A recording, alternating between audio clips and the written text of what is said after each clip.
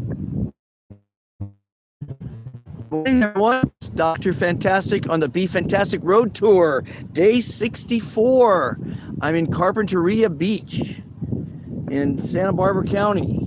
And let me pan around and show you this gorgeous spot. Let's see if you can see all that. Everyone should be working. Everyone's getting back to work. So, I had a fantastic time this morning in Ojai. Saw my son because I'm on tour. I won't be seeing him for quite some time now. And by the way, well, let me just start reading this for you early birds. The call-in number is 210-935-5533. So basically, I'm going to read some things that are going on in the country. I did a fantastic interview with people in Ojai with signs saying Black Lives Matter. Check it out. It's the smallest protest in America. 4 people. I gotta believe it's the smallest protest in America. You can't get much smaller. Okay, so as we know, well, as you might know, the last week I was in a hostel in Pacific Beach, and it was fantastic. And I didn't watch much news. There was too much positivity going on. Fantastic people. And then I come back into reality as I drove up north, and Santa Monica melted down 2 days ago when I was driving through, as did much of the country. And I'm told that there's protests everywhere around the country. So this is a little bit of an update of what's going on. Okay, so after years of Americans being killed by the police, more than 1,000 per year, for as long as statistics exist, something has changed over the past week. The gruesome video of a Minneapolis police officer kneeling on George Floyd's neck plays a role. So does a pandemic that's disproportionately killing African Americans. And so do the angry, racialized politics that President Trump encourages. Well, I don't like those political statements to get in there, but sometimes they sneak in. Here are some of the voices from the protests, which have included many people who say they've never protested before. In every city, there's a George Floyd, said Michael Simpson II, 30, of Jacksonville, Florida. It could be my father, my brother, my uncle, my cousin, my friend, said Victoria Sloan, 27, of Brooklyn. It makes me angry. Another quote, I'm speaking for everybody, all my kinfolk, all my brothers and sisters who've gotten beaten up by police, said Corey Thomas, 40, who said that police beat him when he was a teenager in Brooklyn. I don't condone the violence or the looting, he said, but at the end of the day, no 14-year-old should be beat up by the police. And I concur. There are people out there who are very negative, DJ Elliott, 30, a gym manager in Harlem, said, in frustration about a small number of late arriving violent protesters, and this is their golden opportunity. Well, there are a lot of negative people out there, and I've been telling my loyal followers that negative people and negative thinking are cancerous to your health. So really, try to get rid of that negative thinking. I'll tilt the camera a little bit, give you a little different angle there. If we don't fight for change, we're not going to get it, Douglas Galladay, a 65-year-old resident of Minneapolis suburb, told the Star Tribune while waiting to be taken to jail, along with his 44-year-old rubber bullets. But do you know what didn't happen to me? Elizabeth Ferris, a 36-year-old Georgetown University student, told the Washington Post. No one kneeled on my neck. That's good news. Ashley Gary of Minneapolis said, we've been through Jamel Clark, we've been through Philandro Castillo, and there was no justice whatsoever. We're tired of it. We're very tired. My son, he's 16 and 6 feet tall, and I don't want him to be taken as somebody bad because he's a big black man. I came out peacefully to show my support, and the police are aiming right at me. Mariana Solares, a 20-year-old from San Bernardino, California, told the Los Angeles Times. Oh, after the police fired. Sorry about that, everybody. I saw this on the news earlier tonight, she said, and I thought, no way is it really like that out there with the police. So I came out to see, and yeah, it's really like that. Okay, so overnight developments, everybody. Protesters faced off against the police for a 7th straight night in cities across the country. You know, when you don't follow the news, your life is a little bit more pleasant because ignorance is bliss at times. In Washington, police officers used tear gas and flash grenades to clear a path through a peaceful protest so President Trump could visit a nearby Episcopal church, St. John's, where he posed for photos holding a Bible. An Episcopal bishop in Washington said she was outraged he used the church as a backdrop for a message antithetical to the teachings of Jesus. Trump also warned he would order the military into cities if local officials could not control their streets. In New York City, Mayor Bill de Blasio acknowledged that an 11 p.m. curfew had failed to prevent widespread looting, including along Fifth Avenue in Manhattan. As a result, the curfew will begin at 8 o'clock tonight. Now, yesterday reported that 1 p.m. in Santa Monica is a curfew as of today. I think it started yesterday. And 4 p.m. for regular people, but 1 p.m. for businesses. That's why I left Los Angeles. I knew this was going to happen. And now it's happening. In a shootout at a protest, an SUV sped through a line of officers in riot gear, injuring 2 of them in an episode caught on video. In Las Vegas are unclear. I typically like to bring good news to you, but I thought I'd just read this today. Unless you want to call in. It's still not noon, but you can call in anytime you like.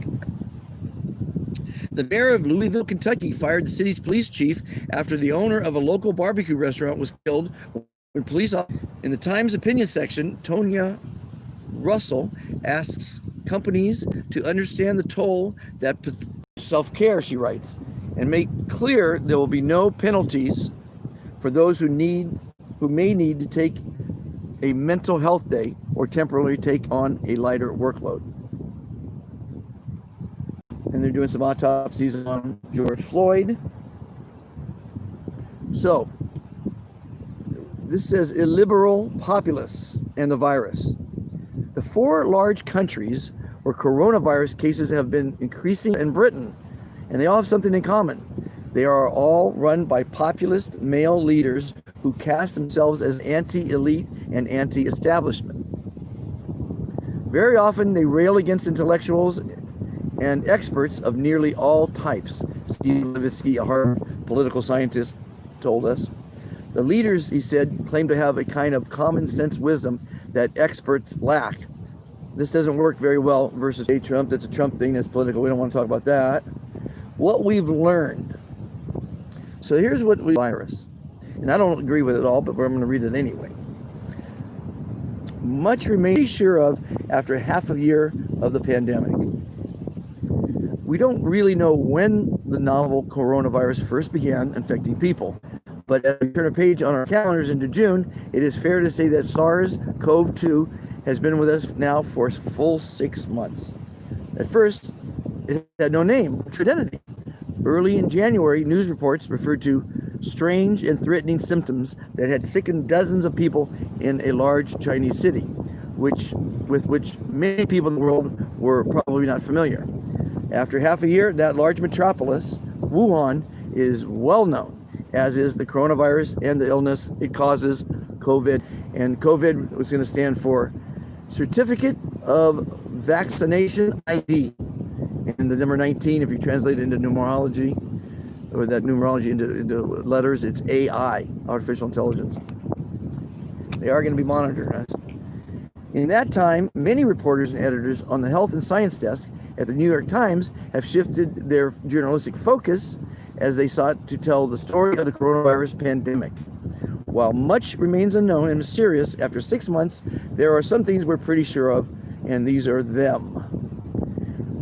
We'll have to live with this for a very long time, and that's really sad. I feel really bad for the kids. By the way, it's noon. If you're listening to this, you can call in at 310-913-5533. Any questions, comments, suggestions? I'm just reading some news for my followers. I'm at a beach called Carpenteria Beach in Santa Barbara County. I just had a fantastic morning in Ojai, 2 fantastic days in Camarillo. A week before that, a fantastic week in Pacific Beach.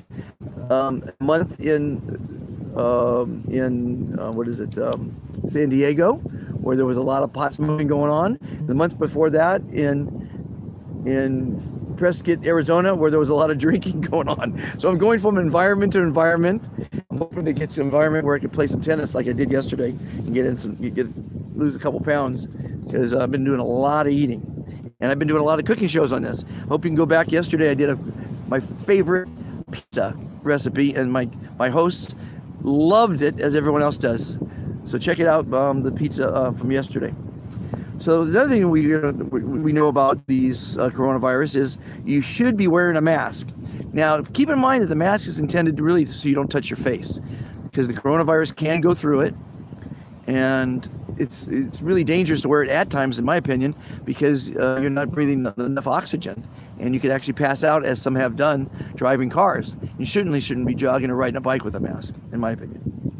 American public health infrastructure needs an update, that's for sure. I think we need to be less reliant on China for all our amount of foreign country, especially if we get in a fight with them. Responding to the virus is extraordinarily expensive. Yeah, it's in the trillions. We have a long way to go to fix virus testing. I believe they're going to have an instant test, and hopefully that will allow people, when they go into a venue, to not have to do the social distancing, which I totally disagree with. As I've been saying for months, they get it wrong. They set the wrong message. It should be physical distancing, because you don't want to be socially distant from your friends, your loved ones, your family, your associates, your work, and strangers. We're social creatures. We don't want to be socially distant. We want to be physically distant. Okay? We can't count on herd immunity to keep us healthy. That's proven. The virus produces more symptoms than expected. And you might want to know that the average death of the COVID victim is 81 years, and the average lifespan of humans is 75 and a half years. We can worry a bit less about infection from surfaces. It doesn't last as long as some people were saying in the beginning, and that's why you want to wear a mask, because if you touch a surface and it's fresh, and you touch your face, which most people do 80 times a day, it's very dangerous. We can also worry less about mutating virus, and we can't count on warm weather to defeat the virus. I don't agree with that either. I think you're going to see a lot less, and I think people are starting to see that you don't really. It's not what they're all making it out to be. They're scaring the Jesus out of people. They're putting fear in their hearts and their minds, and people are so afraid to go out, and they're so afraid to be close to someone else. It's just, anyway. So what's going on? Summer's almost here. States are reopening, and new coronavirus cases are declining, or at least holding steady in many parts of the United States. At least 100 scientific teams around the world are racing to develop a vaccine. Now, I just hope that they don't make it mandatory, a law that you need to be vaccinated, because that's a personal choice. There's some states I heard that aren't going to allow you to travel outside the state or the country if you're not vaccinated. So that's going to be a big political issue. There's going to be a lot of protesting over that. The virus has shown no sign of going away, and I don't agree with that either. The curves are all down. We will be in this pandemic era for the long haul, likely a year or more. The masks, the social distancing, withdrawal from friends and family, those steps are still the best hope of staying well and will be for some time to come. I do not agree with that. The virus just may become another endemic virus in our communities, and this virus may never go away. Dr. Mike Ryan, the executive director of the World Health Organization's Health Emergencies Program, warned last month. And you got to remember, there's a lot of money by not having it go away. This is a money thing. We live in a greedy, selfish, litigious world, and this is a money deal. Some scientists think that the longer we live with the virus, the milder its effects will become. Well, there's some good news. Predictions that millions of doses of vaccine may be available by the end of the year may be too rosy. No vaccine has ever been created that fast. They have to do bulk testing, they have to do a lot of testing, and it's not a pretty situation. So, there is Okay, the severe illness, but there is not. Remdesivir, the eagerly awaited antiviral drug, modest benefit is the highest marks experts give it, which brings us back to masks and social distancing, which have come to feel quite antisocial. We are social creatures. We need to be with others, but keep a distance. But I don't know, people. I don't know. We cannot, not yet. There are just not enough wild cards with this disease. Perfectly healthy adults and children who inexplicably become very, very sick that no one can afford to be cavalier about catching it. About 35% of infected people have no symptoms at all. So if they are out and about, they could unknowingly infect other people. That's the scariest part, if that's true. That you could never have a symptom and just be a carrier. That is a little bit scary. Enormous questions loom. Can workplaces be made safe? What about trains, subways, airplanes, school buses? Because if it's airborne and these environments that I just mentioned are circulating air, figure it out. How many people can work from home? When would it be safe to reopen schools? How do you get a 6-year-old with the intention of a span of a squirrel to be socially distant? That's why I feel so bad for the kids. Telling kids they can't play with other kids, I mean, that's going to be the saddest. But the way I see it is if there's an instant test and you go into school, then you should all be able to have you shouldn't have to have the social distancing if everyone tests that they don't have it. So that's got to happen. It's got to happen. Okay, so we're in a disease marathon basically. And the mask, I don't know about the mask. I really don't know about the mask. The debate over whether Americans should wear face masks, not Americans, the world should wear a face mask to control coronavirus transmission has been settled. Well, I don't agree with that. Although public health authorities gave confusing and often contradictory advice in the early months of the pandemic, most experts now agree that if everyone wears a mask, individuals protect one another. I guess. Well, I don't think so outside though. Researchers know that even simple masks can effectively stop droplets spewing from an infected wearer's nose or mouth. That was shown in a study published in April in Nature. Scientists showed that when people who are affected with an influenza, rhinovirus, or mild cold-causing coronavirus wore a mask, it blocked nearly 100% of the viral droplets they exhaled, as well as some tiny aerosol particles. Still, mask wearing remains uneven in many parts of the United States. But governments and businesses are beginning to require, or at least recommend, that masks be worn in many public settings. There is also growing evidence that some kinds of masks may protect you from other people's germs. High-grade N95 masks are cleared by federal public health agencies because they filter out at least 95% of particles that are 0.3 microns in diameter when properly worn. One study showed that N95s were able to capture over 90% of viral particles. And even if the particles were about 1/5 the size of a coronavirus, or even if particles were about 1/5 the size of a coronavirus. Other studies have shown that flat blue surgical masks block between 50 to 80%, the kind they give you at Ralph's, whereas cloth masks block 10 to 30% of tiny particles. Wearing a mask is better than nothing, said Dr. Robert Atmar, an infectious disease specialist at Baylor College of Medicine. Well, that's enough of that shit.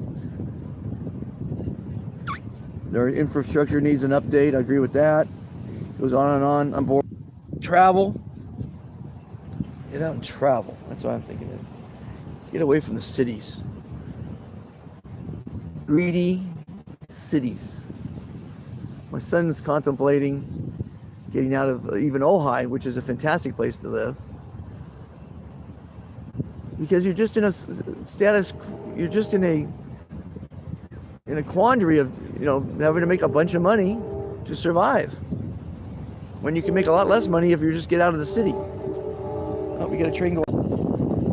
Going up the coast in a train like that, that's one fantastic way to travel.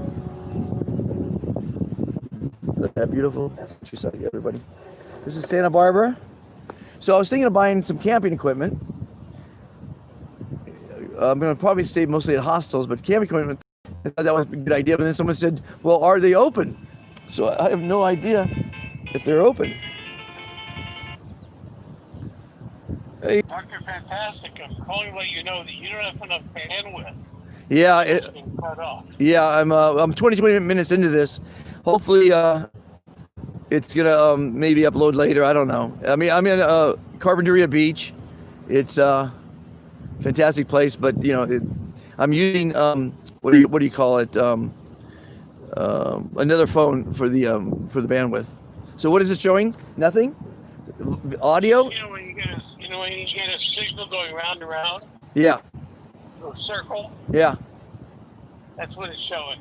The first part of the show, it showed up. He gave me a thumbs up. Are you the one that did it? No, I'm walking. Oh, okay. Anyway, so I was listening to you. I was walking. Well, everybody, we're gonna sign off now. That's one of my ambassadors called in to let us know that being at the beach, away from society, is not the greatest bandwidth on the planet. Everyone, be fantastic. David, stay on the line. Bye, everybody. Have a fantastic day. Okay, we'll see how that looks when it gets uploaded. You never know. Yeah, I was wondering the same thing.